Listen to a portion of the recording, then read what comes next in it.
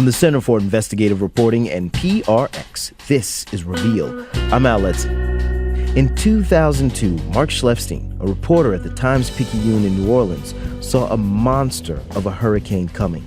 Amid this maelstrom, the estimated 200,000 or more people left behind in an evacuation will be struggling to survive. 3 years later, Hurricane Katrina proved him right. Today in Texas, scientists like Bill Merrill are ringing the alarm about another major storm that could cripple the Houston area. A $100 billion storm. There's one out there for the Houston Galveston Channel. But have we learned the lessons Katrina gave us? We're more vulnerable, in my opinion, and we're going to continue to get more vulnerable. Preparing for the big one, coming up on Reveal.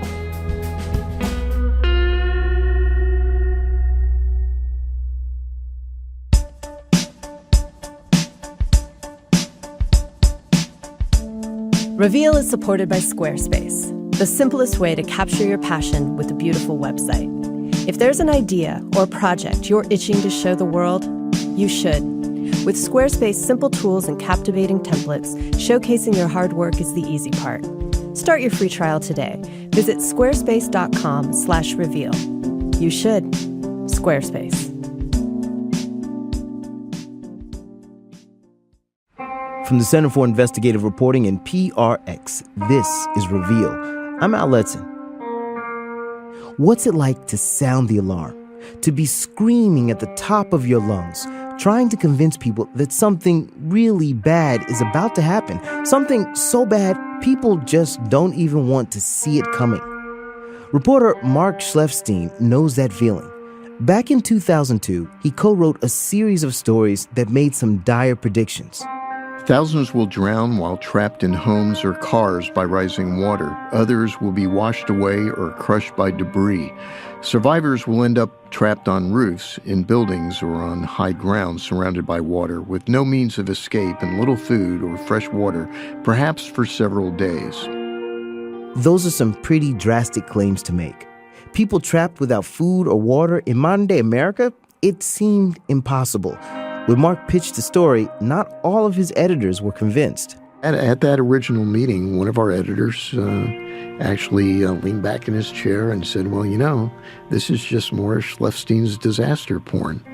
And I said, well, you know, like real pornography, it's in the eye of the beholder, and there are 100,000 people who live in the city of New Orleans who don't have cars who might want to know that there really are no plans to get them out of the city, which there weren't at that time. You've probably already guessed, we're talking about a major hurricane devastating New Orleans. When Hurricane Katrina hit the city in August of 2005, the predictions Mark made in the Times-Picayune 3 years earlier started coming true on TV. By boat and by helicopter, rescue teams work today to get people still trapped in their attics or on their rooftops to safety. Hundreds of people have been stranded this way. Dead bodies float by as crews look for the survivors. Amid this maelstrom, the estimated 200,000 or more people left behind in an evacuation will be struggling to survive. They got children out here. They got pregnant women out here. They won't even bring water.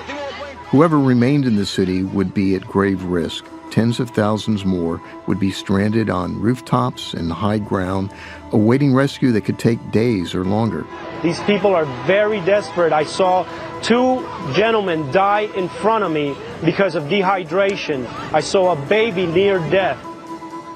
Hundreds of thousands would be left homeless, and it would take months to dry out the area and begin to make it livable. But there wouldn't be much for residents to come home to. The local economy would be in ruins. The city is essentially cut off.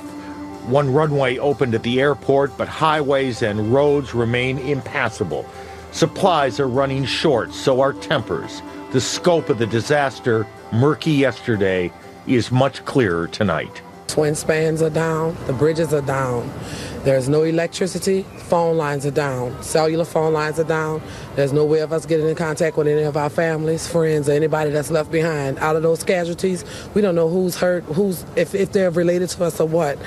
We just can't, we're gonna be here, whether we like it or not, because we can't take any road home. There's trees, the causeway is no more. It's gone.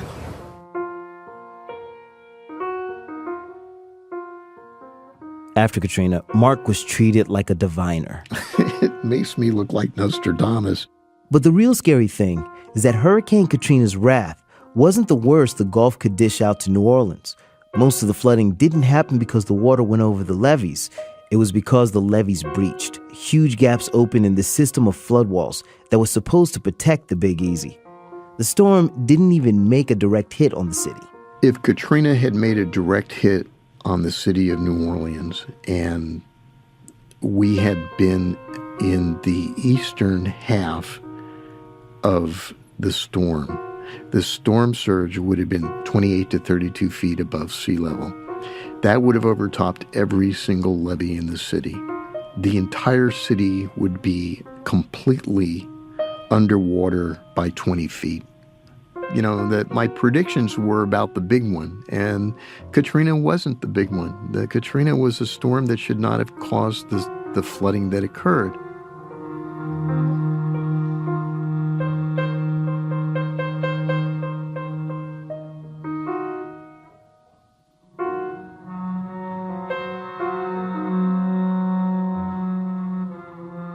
Even with people like Mark Schlefstein ringing the alarm, it can be easy for people to ignore the warnings of officials. If you live on a Gulf or a place that has storms all the time, you can be lulled into a false sense of security. After living in Florida most of my life, I get it. Every year, my little city seems to miss the big one. So the idea of a massive storm hitting just sounds like a lot of worrying for no reason. But a big storm coming isn't a possibility, it's a probability. Take the Houston area, for example. A hurricane makes landfall there every 8 years on average, and every 15 years, that hurricane is a major one. When Hurricane Ike came through in 2008, it caused $30 billion in damage and killed dozens of people.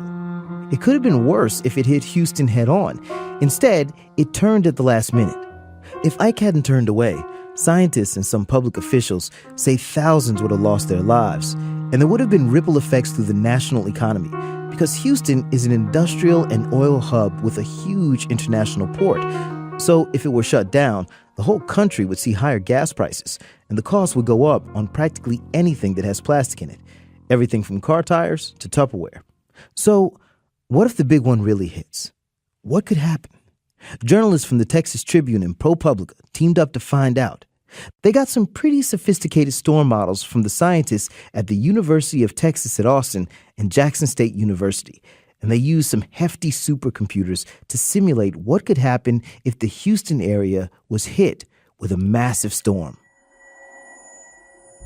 One of those storm models was called Mighty Ike, and it happens like this.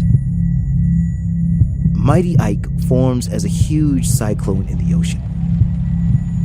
It's so powerful, it's pushing all this water in front of it. So much so that 12 hours before the storm reaches the coast, Galveston Island is already completely underwater. Almost 50,000 people live there. When the storm makes landfall, the real storm surge hits, which means rising water meets hurricane-force winds. Imagine a shallow pan of water that's already overflowing. Then get a leaf blower and blow it across. The first place that leaf blower points is west, towards Clear Lake, a narrow body of water on the coast that runs a few miles inland. And that is where we find Reveal's Nina Satija. Hi, Nina. Hey, Al. Okay, so tell me about Clear Lake. So as you said, Clear Lake's a body of water, but it's also what people call a bunch of communities that are clustered around suburban Houston.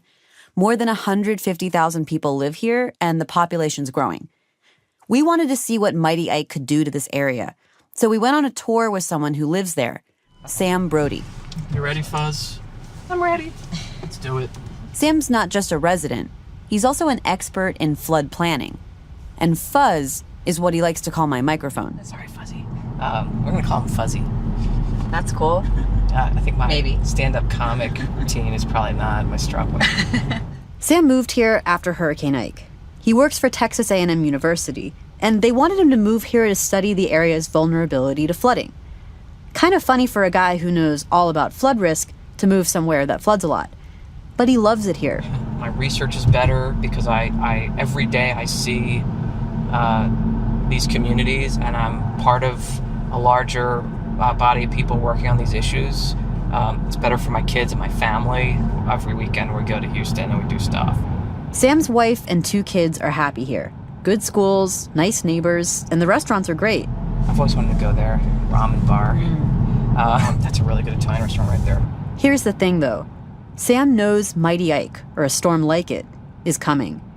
And Mighty Ike will pummel some of these low-lying neighborhoods we're driving through with more than 25 feet of water. Even much higher elevation points could see 8 feet or more. It's going to happen one day. It's going to happen. Even without the increasing models that account for climate change and more severe storms, even without that.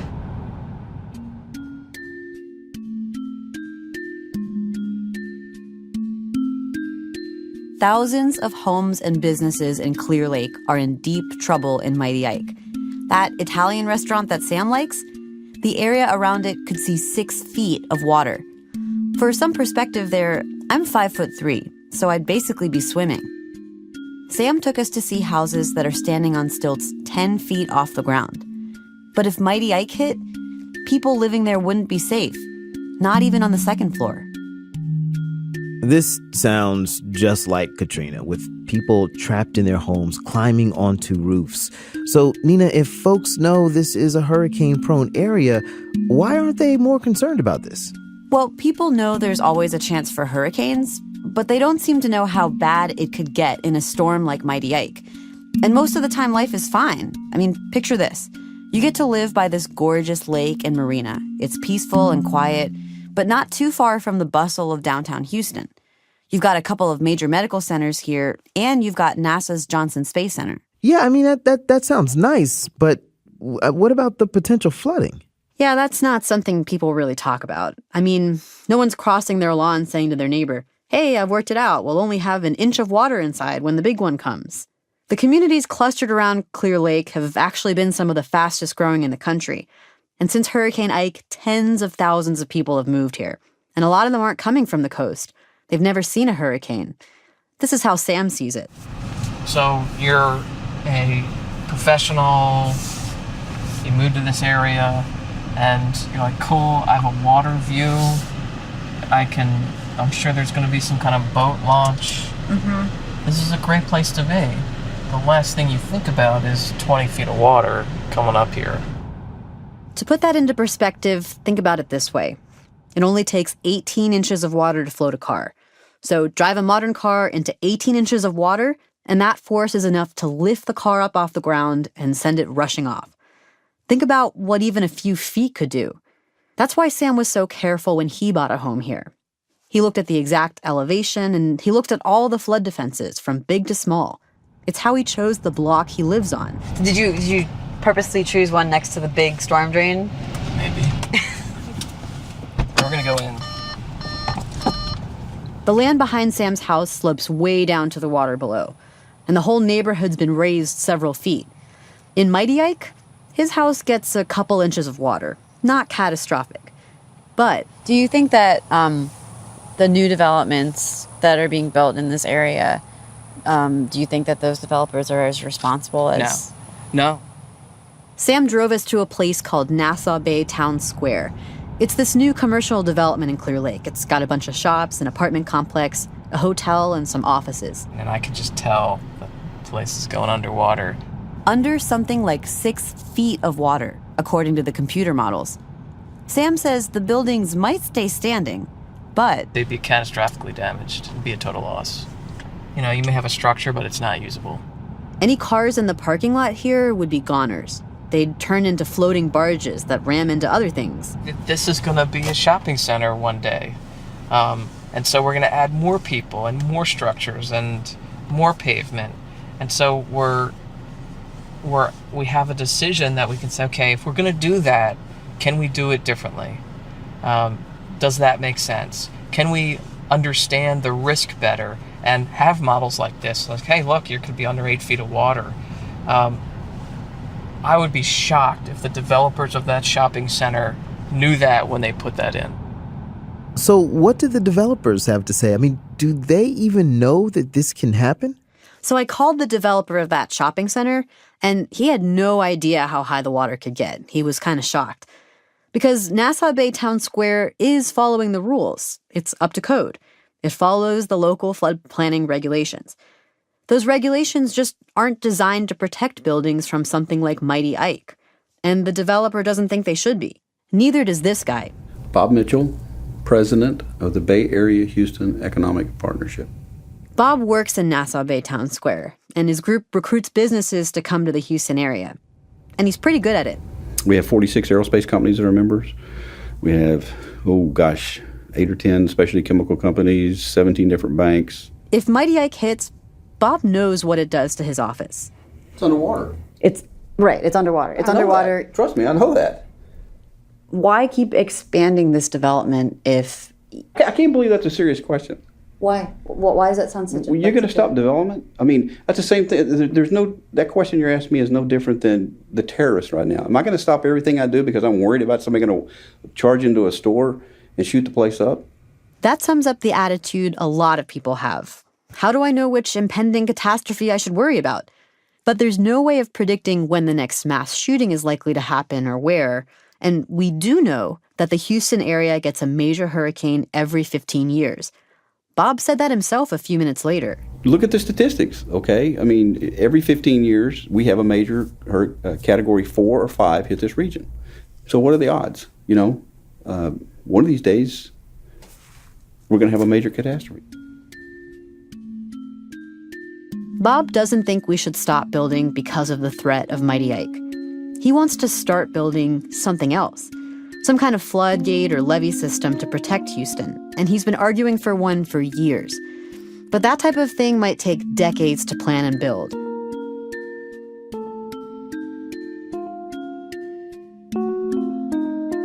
Sam Brody wants to change things before then. Otherwise, it might be too late. Bob has a terrific organization that serves a great purpose, and he's well positioned here, and the rent is such that it makes sense. And it makes sense until some kind of disaster happens. More than 160,000 people live around Clear Lake. That number's growing every year. And more people are moving in who've never seen a hurricane. In fact, many didn't evacuate this area during Hurricane Ike, even when the National Weather Service said they might die if they stayed. If the storm hadn't turned at the last minute, a lot of people would probably have died in Clear Lake and Galveston. Even Bob Mitchell agrees. I hate fear, but I'm going to tell you something. There would have been thousands of deaths. Thousands. I can assure you that. That's a pretty dire prediction. But the damage to homes and even the loss of life, that's just the beginning. When we come back, we're going to follow the path of Mighty Ike to Houston's industrial complex, where there's another risk sitting on the waterfront. Billions of gallons of oil and dangerous chemicals in huge tanks. You're listening to Reveal from the Center for Investigative Reporting and PRX.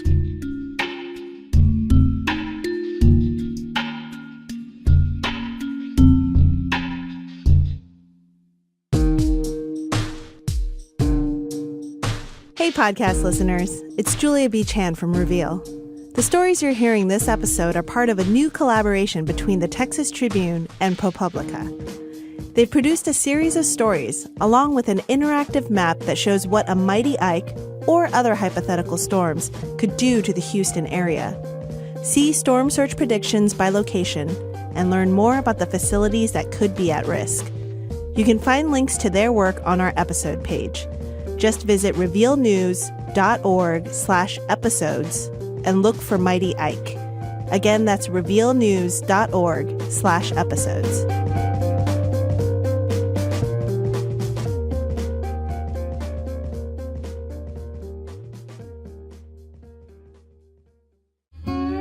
From the Center for Investigative Reporting and PRX, this is Reveal.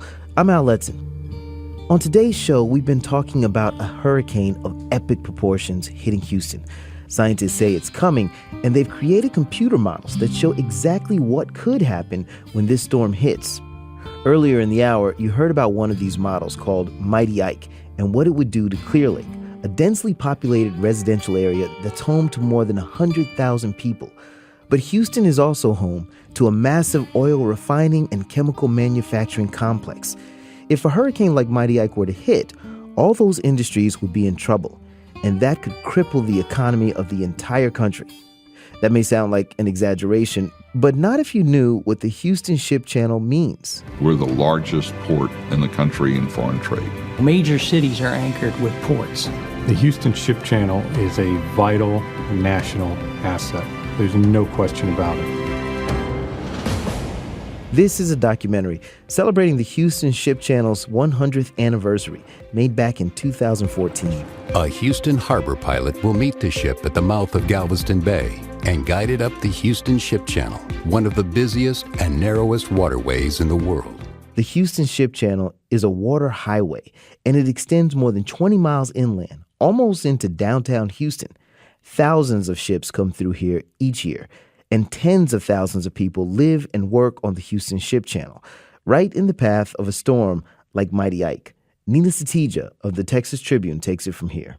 A lot of people who work in the oil industry don't like to talk to reporters, and they definitely don't like to talk about the risks facing the oil industry, like climate change or hurricanes. Jana Palouche is different. When we contacted Shell union workers, trying to find someone to talk to about storms like Mighty Ike, Jana was immediately interested. She's worked at the Shell oil refinery on the Houston Ship Channel for more than a decade. I was always kind of proud that I worked in the oil industry because I felt like I was following in my father's footsteps. I mean, they are good-paying jobs. Jana's got an interesting background. She started out working in refineries, but then she got a master's degree and became a librarian. After a few years of that, she got sick of wearing pantyhose and sitting at a desk. Then I decided that I preferred industry, so I came full circle and came back to this area and was hired at Shell in 2004. The Shell refinery and Jana's home are in Deer Park, Texas, one of the towns clustered around the Houston Ship Channel. Parts of Shell are very close to the water, so I showed her the hurricane model on my laptop. Mm-hmm. So let's see what happens. So this is what they did. So now we're at 24 hours prior landfall. This puts it in front of your face and makes it less abstract. So this is something that people need to see. It's not something that some reporters have dreamed up. 8 years ago, Jana wrote out Hurricane Ike in her little one-story house in Deer Park. So she knows what storms can do to the area. But she didn't realize quite how bad things could get until she saw the model of Mighty Ike. And she thinks her neighbors should see it too. As a community, it would be good if we could come together and have a discussion about this. There's another thing that could put Jana and her neighbors at risk. If you look at the Houston Ship Channel on Google Earth, you see a lot of tiny white dots near the water. Here on the ground, those dots are a bunch of storage tanks full of oil and chemicals. Jana drives me to a cluster of tanks near her neighborhood. She calls it a tank farm. Okay, Crenshaw is coming up. The tank farm is on the other side of the freeway. There's a fence, so we can't get too close. But even 20 feet back, they look like huge white towers. I didn't realize quite how big they actually are. It's just so giant, it's so secure. Some of the tanks are surrounded by a low concrete wall. It's small enough to step over. I can step over one of them. Researchers at Rice University and the University of Houston used satellite data to locate all of these storage tanks. And then they looked at what Mighty Ike would do to them. More than 1,000 are in the area that gets hit by storm surge. Okay, here's what I've heard. That the tanks, if there's enough water, they actually come up off their foundations. And it's conceivable to me that here's this huge tank floating around, and it can float and just knock the out of that little concrete area, concrete wall. That scenario, the tanks lifting up off their foundations, That's what researchers are most worried about on the Houston Ship Channel. They say spills from even a few tanks could cause an environmental catastrophe. It also makes Jenna think about the industry she's worked in for so many years. Well, it makes me look at everything differently, having to do with the petrochemical industry in this area. Yeah, it definitely impacts how I see that.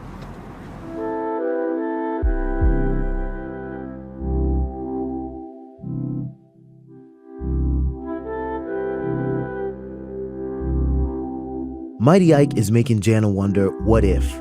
What if that type of storm hit her community? What if those storage tanks ruptured? But it's not just a what if, because that type of damage already happened during Hurricane Katrina. In 2005, Katrina not only hit homes and businesses along the Louisiana coast, it also barreled into massive storage tanks containing oil. You can guess what happened next. Here's Bob Marshall of the investigative news site The Lens with the story. Here's some pictures. These are some of the pictures of St. Bernard. Yeah, well, you know, you recognize that. Yeah. Joy and John Lewis keep a set of pictures at the ready in a Ziploc bag. Like most folks here, they've told their Katrina stories 100 times. The infrastructure of the entire parish was devastated. Yeah, it was the totally, infrastructure. By that I mean, you didn't have any clean water. You didn't have a service station. Didn't have a pharmacy. You didn't have a barbershop. You didn't have a supermarket. Not a bird. Not even a bird was in the air. Not even a bird in the sky. Only 6 homes out of 27,000 were livable after the flood in St. Bernard Parish. Along with the flood's destruction came something else, an overpowering stench. It smelled like in summertime when they just blacktop a road. It came from a skim of oil that coated everything. Blacktop, you know what that smells like. It's a petrochemical odor. The Lewises lived on Marietta Street between 2 oil refineries, each with a field of those huge storage tanks. Katrina's storm surge lifted one of those tanks off its base, and 1 million gallons of oil spilled into the flood. When the water receded, the oil stayed. This, you can look here and you see the oil on the ground. Out comes that Ziploc and a stack of photos from their first visit back. So the ground here looks like it's all cracked up, like maybe broken porcelain or bricks, and that's the oil on top of the mud. Right. Nearly 2,000 homes got an oil bath along with the flood. So every one of these homeowners had oil. Now, Joy and John are part of a wave of New Orleanians who moved out of the city in the 1960s for a middle-class suburban life here in neighboring St. Bernard Parish. When they moved here, they brought along their working-class New Orleans accents. Not Southern, really, but closer to what you might hear in Brooklyn. In fact, people like the Lewises are locally known as Yats, from the way they greet each other. Where you at? Kind of a local version of how you doing. Because this is where my kids, I had 4 kids and they were all raised here. Their neighborhood seemed like one big family. I knew everybody. I had a choir at the churches. We used to move around at St. Mark's and Prom Sucker and Prince of Peace.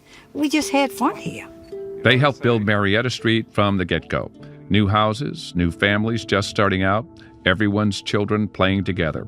And those 2 refineries, they weren't considered eyesores, but points of pride. They were the economic engines that made this new, prosperous life possible. And at the time, we didn't even think about it because we all worked. And we'd come home at night and go to bed, and the kids were playing outside. The storm delivered an unimaginable blow. And the oil spill on top of that. I was angry. Yes, definitely. I was so concerned about getting everything out of the house because I didn't let anybody help us. We just did what we could, and I took a lot of furniture out of here with oil and everything on it. We kind of brought it to the car wash, and we washed it off, and I saved a lot of my stuff. Now, at first, the Lewises fought to save their home, even though Joy's doctors advised against it because she was in treatment for kidney cancer. And I was on chemo, and I was on all this mess. And they told me not to come here, but I did it anyway because this is my home. And I mean, I came here and I worked in the oil and all that. I worked in the mud and the dirt and everything that was here. But eventually, the Lewises realized they just couldn't do it. They couldn't rebuild in the same spot. They gutted the home and sold it. We decided it was time to leave the parish. Now, the oil spill was the final straw, but it came after decades of disillusionment with the refineries. Years before Katrina, the Lewises became convinced that living near the refineries was making people in their neighborhood sick, even though no link has been proven. The kidney cancer Joy suffered, it wasn't just her. She points to a nearby home. The lady across the street, right here at this corner, her daughter was 19 and developed leukemia, okay? And she died at 20. So I started feeling, this is a strange deal. She did her own informal cancer survey between her house and the closest major street, Judge Perez Drive. I walked up and down. About how long, Johnny? I guess that's about 4 blocks. And I wanted to know who had cancer. And out of these blocks from here to Judge Perez, I got 17 people that died of cancer. Cancer also claimed one of the Lewis's daughters. Then it struck both of them, as well as their grandson. After that tank spilled in Katrina, the company that owned it, Murphy Oil, now Valero, offered homeowners a settlement. Combined with insurance money and federal disaster recovery funds, it was enough to get them a new home somewhere else. My daughter had passed away. I just didn't want to bother with it anymore. Given a chance to leave, to start over, they took it. Joy and John Lewis moved about 40 miles north to higher ground without refineries. They weren't alone. On their stretch of Marietta Street, only one original resident remains. Joy does come back to visit her daughter's grave. She used to live right down the street. Right around the corner. She's buried right here in this Chalmette Cemetery. And I intend to take her ashes out of there because I don't even want that. I don't even want her here. I don't want my dead daughter's remains here.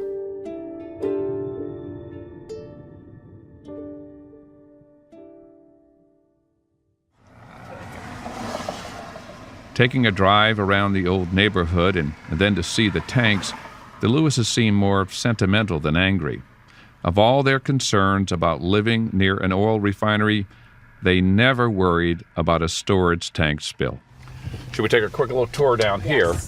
And so on the left-hand side, these tanks that look like, these huge tanks that you see at refineries all over the country and the world, I suppose. These things rise like white mountains on this flat landscape, and they look just as immovable. They're 30 feet tall, about 100 feet around. It looks like you could put a high school gym inside of each one.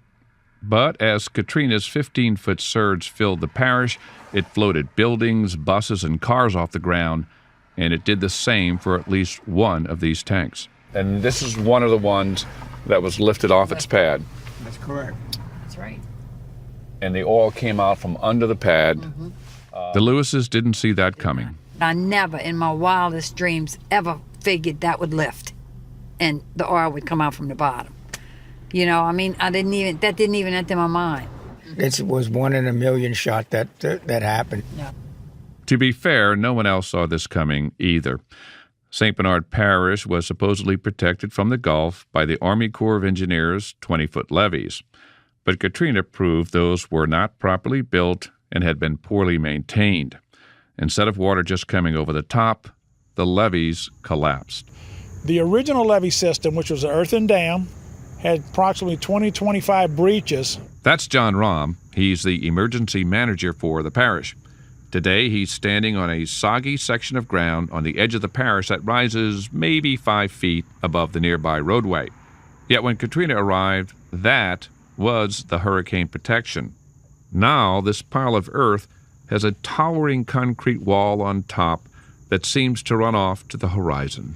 It runs probably 25 miles and circles most of St. Bernard Parish. It varies in height from 25 to 30 feet, depending upon what part of the wall you're looking at. This wall is a crown jewel in the $14 billion protection system built by the Corps after Katrina. Okay, the official name of this wall is the Hurricane Storm and Damage Risk Reduction System, which it took me a long time to get it correct. But in St. Bernard, we call it the Great Wall of New Orleans. He says the Great Wall protects from a tidal surge of more than 30 feet, and the refineries and their storage tanks are inside that wall. Plus, the refineries now are supposed to fill the tanks with fluid before a storm, weighing them down so they won't float away. So that should take care of any problems that we had during Katrina with refineries and their tanks. But some refineries and tanks are not inside the Great Wall. One of those, just a few miles from here, spilled in Hurricane Isaac in 2012, sending toxic chemicals into neighborhoods. What does an emergency manager say to that?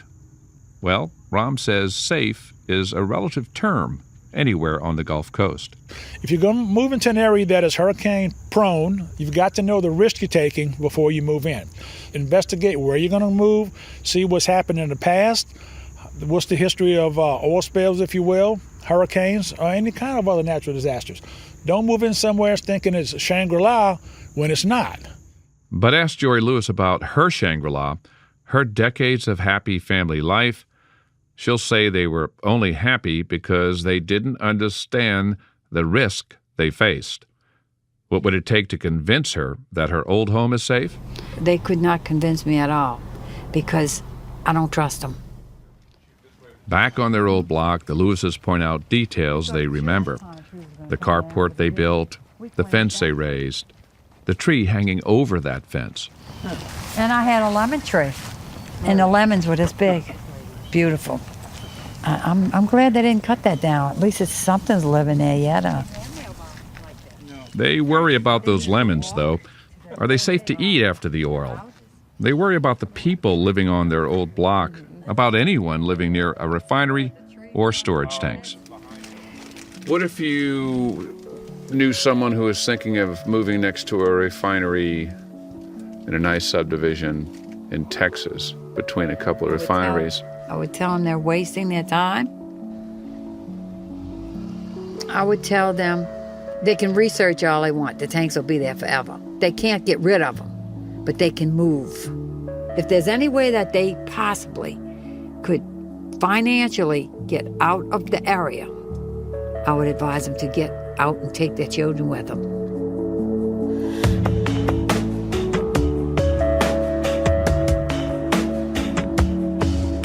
That story was produced by Bob Marshall of the nonprofit newsroom The Lens and Eve Troe of New Orleans Public Radio. So we know what can happen when a storm hits an area with these massive storage tanks. But what, if anything, is being done to protect the area? We ask that question when we come back on Reveal from the Center for Investigative Reporting and PRX.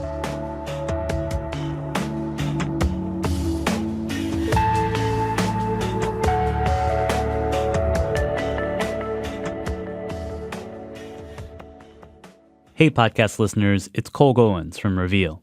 We've been talking a lot on this episode about what a massive hurricane could do if it hit Houston head on. But in recent years, we've already seen the devastating impact of hurricanes from Katrina to Sandy and how they've deeply affected communities in their wake. So we want to hear your hurricane stories. How has a hurricane changed your life? Call us and leave a voicemail about your experience and tell us how a hurricane has affected you, your family, or friends. Just dial 415-273-9719, listen to the prompt, and wait for the tone. We may use your message on our podcast or our website. That number again, 415-273-9719. We look forward to hearing your stories. From the Center for Investigative Reporting and PRX, this is Reveal. I'm Al Letson. Okay, let me catch you up. So we're talking about what will happen if a massive hurricane hits the Houston area. Scientists say that kind of storm is long overdue. Hurricane Katrina taught us many lessons about how people's homes and livelihoods can be wiped out in a matter of hours. We also learned what happens to huge storage tanks of oil in that type of storm. They get knocked over and can contaminate entire communities. Those are some pretty powerful lessons. But is anyone listening? Our producer, Nina Satija of the Texas Tribune, has been looking into that and now tells us what, if anything, is being done to protect the Houston area from a massive oil or chemical spill. If you want to know who's protecting people on the Houston Ship Channel, the guy to talk to is Bryant Smalley. He's with the Oil Enforcement Group at the Environmental Protection Agency. Bryant told me companies with oil tanks near the water do have to follow rules to prevent a spill. Do these rules include anything specific about a hurricane or storm surge situation, protecting against that? So that starts getting more. So the industry standards that we lean back on are typically like the API standards, the American Petroleum Institute standards. So there aren't any government standards to protect against storm surge. You do have to build walls around your tank, but they're usually not high enough to withstand these huge storms. The walls around the Murphy oil tank that spilled in St. Bernard Parish, they were 8 feet tall. And these federal rules only cover oil tanks. What about storage tanks that have other types of chemicals? So right now, the SPC requirements only cover oils. So all of the, large chemical plants on the Houston Ship Channel that have these giant storage tanks, they're not required to have a spill prevention plan in place for those tanks. If they're not storing oil, then no. The scientists we talked to who study this, they're not satisfied with these answers. They think the rules protecting storage tanks need to be a lot stronger. But no one I spoke with in government or industry agrees. They said it'd be too expensive to prepare for a rare monster hurricane like Katrina. Marshall Mott Smith is an industry consultant, and he used to run Florida's storage tank safety program. He's seen a lot of hurricanes. If you get a direct hit, there's just nothing you can do. You wait till it's all over, then you go pick up the pieces and you rebuild your tank. We did hear that some companies go above and beyond the rules. So I asked almost 24 facilities on the Houston Ship Channel, how do you protect your tanks? The only one that gave me any specifics was Chevron. Chevron told me the walls around their tanks in Galena Park, Texas, are roughly 8 feet high. That may not be enough to protect against a really big hurricane. I spent months talking to businesses on the Houston Ship Channel about this. And when it comes down to it, they pretty much told me just making these walls a little taller isn't going to cut it. They want something truly big. It's called the coastal spine. The coastal spine is a kind of barrier system that's been used in other parts of the world, like the Netherlands. The Dutch wouldn't have put up with this. Why do we put up with it? That's Bill Merrill. He's a scientist at Texas A&M University in Galveston. It was Bill who first suggested building a coastal spine in Texas. He was inspired by the Dutch. They have defenses for this, and we could too. We're certainly a rich enough country to do this. Basically, Bill wants to build a 2-mile-long giant gate in the water off the Texas coast. Most of the time, it could be left open. But when a storm's brewing out in the Gulf of Mexico, you'd close it to prevent storm surge from coming in. Let's just go over a few things here. Everything that Bill Merrill wants to do sounds really expensive. How much money are we talking about here? Yeah, we're talking about billions of dollars, Al. And the Army Corps of Engineers just started studying the idea. So that'll take 5 years, and assuming the Army Corps recommends we build it, Congress has to agree to pay for it. And what are the chances of that? Well, we called every member of Congress in Texas, and we asked them, will you fight for this project to be built, and will you ask for that money? There's 36 of them in the House, and there's 2 in the Senate. And we heard back from 5. I mean, I would have to ask our policy team experts. I can't do it. I don't have the capability to say this is what we need to do. DC moves really slowly, and anytime you want to build some sort of levee or something, it's a good 5 to 10 year process. Obviously, if we could get one of the senators to step up and champion it, it would go a great way. That last voice was Congressman Randy Weber. Before that, we heard from Congressman Pete Olson and Gene Green. And the first voice was Phil Novak, who works for Senator Ted Cruz. We also spoke to Congresswoman Eddie Bernice Johnson. As much as we'd like to do a whole lot more about it, it's very costly. It was really hard to get Texas politicians to talk about this. We tried Governor Greg Abbott, and he wasn't available. We tried to talk to the mayor of Houston, Sylvester Turner, and he wouldn't talk. Only one statewide elected official would talk to us. Land Commissioner George P. Bush, the nephew of George W. You and me may not even see the completion of this project in our lifetime, but we need more of that in public leadership. We're thinking generationally. So, Nina, at this point in the show, I have to ask you, do you feel like Mark Schleifstein, the reporter we heard from at the beginning of the show? You mean because he saw a disaster coming? Yeah. I mean, how do you feel? Yeah, I do kind of feel the same way. And what's really scary about that is that we've spent months talking to people all over Texas about this storm and what it can do. And a lot of them thought we were crazy. A lot of them thought it was silly for us to even be talking about this. And that tells me that they won't understand the risk until it actually happens. And at that point, it's going to be too late. Thanks a lot, Nina. That's producer Nina Satija.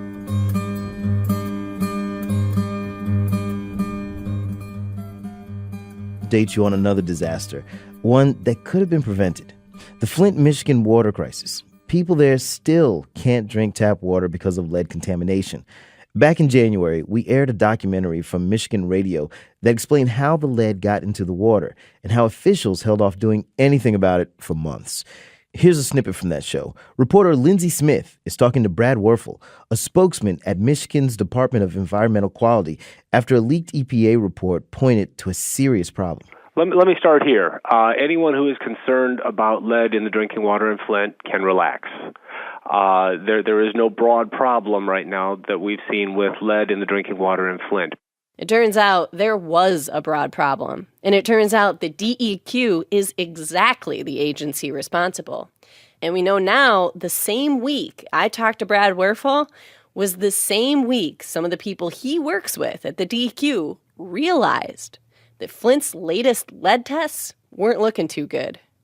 The tests were bad enough that at that point, they should have informed the public about the broad lead risk. But that's not what happened. Instead, state and city officials kept telling residents there was no lead problem in Flint's water, that this EPA report was wrong. It was written by a, quote, rogue employee. Lindsay knew that state officials were worried about the water because she had gotten hold of a bunch of state emails last year. And we're learning even more now because Governor Rick Snyder started releasing his own emails. Lindsay joins us now to bring us the latest on everything. Hey, Lindsay. Hey, Al. And Lindsay, what do we learn from the most recent release of emails? We learned that if Snyder didn't know about how bad the water was in Flint, it seems like everybody else around him did. His former chief of staff has said that they did tell Governor Snyder about their concerns, but there's no smoking gun in the email release that's proof. Still, it seems pretty crazy that many people knew and he didn't. And also, I got to mention, the only reason we're just now getting these emails is because Snyder decided to release them. Michigan is a serious outlier in the country when it comes to public disclosure from the governor's office. His administration and all state lawmakers are exempt from the Freedom of Information Act. So there's no way we could have gotten these emails before we produced the documentary. Wow. There's a great moment in your documentary when you realize what a mess the records were at Flint's public utility building. They had all these old yellowed maps and index cards lying around that were supposed to track where the lead pipes were. But now, Flint is improving that system, right? Yeah, the University of Michigan helped go through all of these old records and sort of digitize them, scan them and make sort of useful maps and information out of what they had. And we know now that the bulk of Flint's service lines, these are the lines that go from the water main to your house, are made of copper, which is not unusual. There's about 4,000 homes that have lead service lines. But the crazy part is that records are missing for more than 11,000 homes. So trying to figure out what those lines are made of will be tough, and it sounds like it could take a while to kind of sort that out. This has become a huge national story because of what's happened in Flint, but it's also had implications for communities and their water supplies around the country. Tell us about that. Yeah, so Flint should have done this mapping and figuring out where the lead service lines were in their community 25 years ago when the federal lead and copper rule was first passed. All water systems across the country should have done this back then. That's what the federal law requires. But it's becoming very clear to me in my research that Flint is not some outlier when it comes to this. Because of Flint, the U.S. EPA this week announced that they want water systems to post this information on their websites to prove that they're following the federal rule. Show you did the work you were supposed to do 2 decades ago, But some water experts tell me they'd be shocked if more than half the cities with lead service lines could do this now, at least without doing some of that major cleanup work on their records that Flint has had to do. Lindsay Smith of Michigan Radio, thank you for joining us. Oh, not a problem. My pleasure.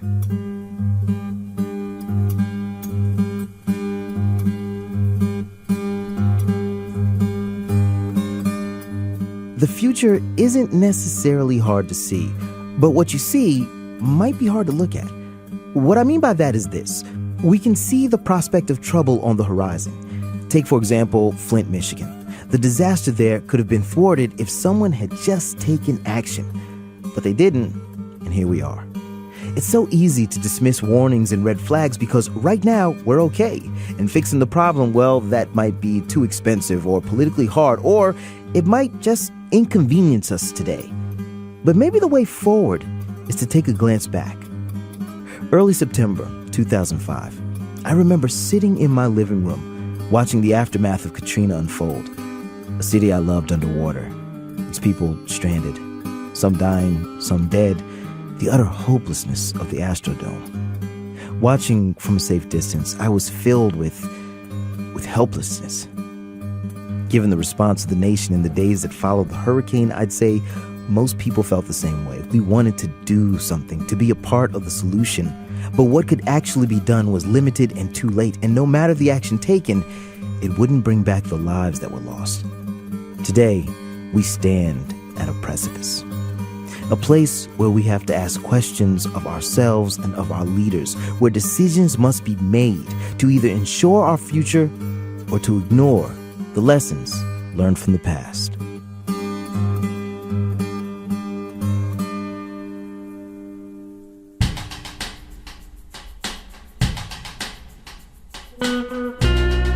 Nina Satija was our lead producer on today's show, and she had a lot of help from her colleagues at the Texas Tribune. Kia Collier reported stories with Nina, with editing help from Ian Mitra and Corey McClagan. We also wanted to thank ProPublica for their work in creating interactive maps of the storm models, which we wouldn't have had without the use of the supercomputer at the Army Corps of Engineers Research and Development Center. And finally, Texas A&M University and Rice University's Severe Storm Prediction, Education, and Evacuation from Disaster Center. Today's production team included Catherine Miskowski and Julia B. Chan. Our sound design team is the Wonder Twins, my man, Jay Breezy, Mr. Jim Briggs, and Claire C. Note Mullen. Our managing editor is Amy Pyle, and Krista Scharfenberg is our head of studio. Our executive editor, Suzanne Reber, edited today's show. Our executive producer is Kevin Sullivan. Our theme music is by Camarado, Lightning. Support for Reveal is provided by the Reva and David Logan Foundation, the Ford Foundation, the John D. and Catherine T. MacArthur Foundation, the John S. and James L. Knight Foundation, and the Ethics and Excellence in Journalism Foundation. Reveal is a co-production of the Center for Investigative Reporting and PRX. I'm Al Letson, and remember, there is always more to the story.